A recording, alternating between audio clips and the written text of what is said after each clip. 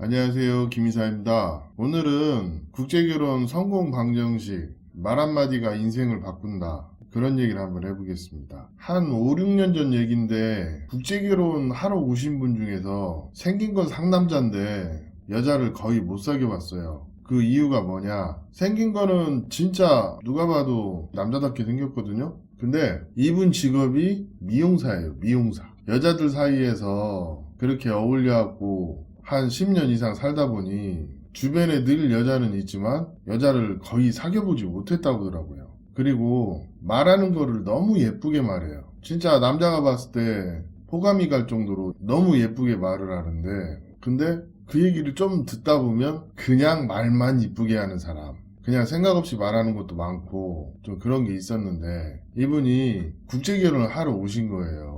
그래서 제가 전에 결혼시켰던 신부의 사촌 언니를 소개시켜줬어. 근데 남자도 정상이고 여자도 정상인데 이상하게 합이 안 들었는지 서로 대면대면 하는 거예요. 근데 이유가 뭘까? 그 남자분하고 얘기해봐도 모르겠고 여자분하고 얘기해봐도 모르겠고, 그래서 제가 기숙사를 갈 일이 있어서 기숙사에 가서 신부들이랑 밥 한 끼 먹으면서 주변 얘기를 좀 들어보니 그 남자분이 좀 성격이 여자 같은 면이 약혼한 그 신부 입장에서는 되게 스트레스라 이거예요. 왜? 자기가 삐지고 그러면 좀 달래도 주고 좀 뭐랄까 남자답게 끌어주고 그래야 되는데 자기가 하는 행동 그대로 똑같이 한다는 거예요.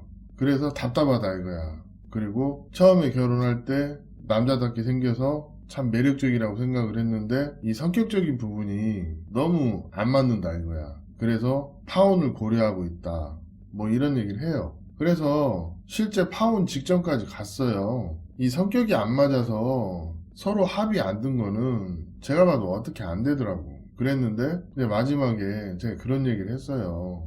아니 형님은 왜 여자들하고 똑같이 행동을 하냐, 그런 얘기를 했더니 이분이 그 얘기를 하더라고. 자기가 미용사 일을 하다 보니까 여자들하고 어울려서 일을 하니까 자기도 모르게 그 틈바구니에서 살아남으려고 하다 보니까 좀 어떤 여자 같은 성격으로 변한 면이 있다, 그런 얘기를 하면서 그때 인지를 하신 거예요. 그래서 그 커플들이 좀 통역사를 A급을 고용을 해서 자기들끼리 얘기를 한 거야. 근데도 뭐가 개선이 안 돼. 그냥 수평선상에 쭉 연장인 거야. 그래서 제가 그분한테 그런 얘기를 했어요.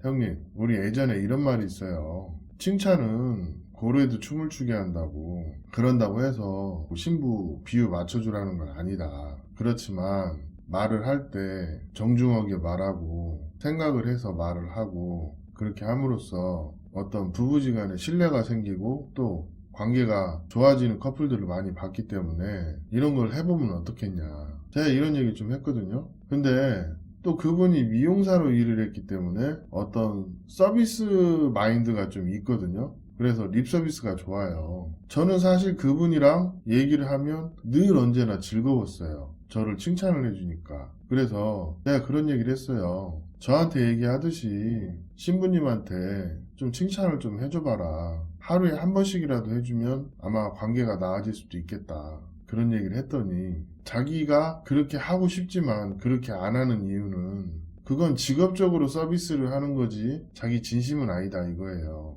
그렇지만 한편으로는 와이프 관계도 서로 존중을 해야 되는 사이고 서로 백년 손님 같은 그런 측면이 있다 얘기를 해서, 그분이 한번 해보겠다 해서 뭐 별건 아니지만 뭐 머리 스타일이 이쁘다고 한다든지 아니면 밥도 맛있게 먹는다, 그리고 주로 사랑한다, 나는 너의 이런 점이 좋다, 뭐 그렇게 하면서 늘 힘이 되는 말을 해주고 칭찬을 해줬어요. 그랬더니 조금씩 바뀌는 거예요.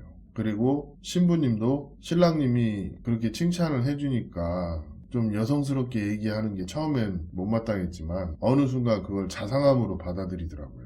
그래서 신랑하고 신부 관계가 많이 좋아졌고 파혼 얘기는 어느 정도 수그러들고 지금은 아이도 낳고 잘 살고 있어요. 근데 제가 왜 오늘 이런 얘기를 하냐면 그분이 오늘 전화가 왔는데 저한테 이런 얘기를 하더라고요. 자네가 나이는 어리지만 배울 게 참 많다 그러시더라고요. 그래서 저는 또 이 양반이 립서비스 하려고 그러나, 그래서 아유, 적당히 하세요.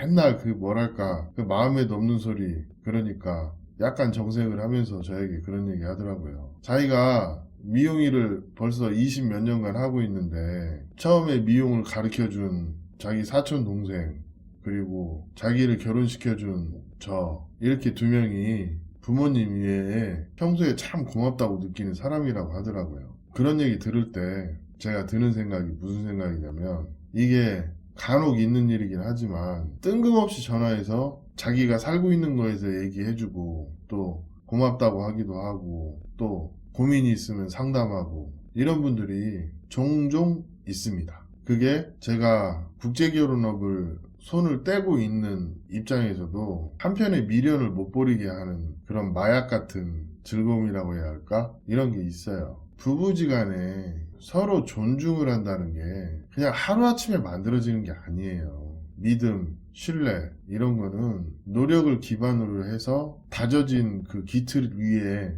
신뢰가 형성이 되는 겁니다.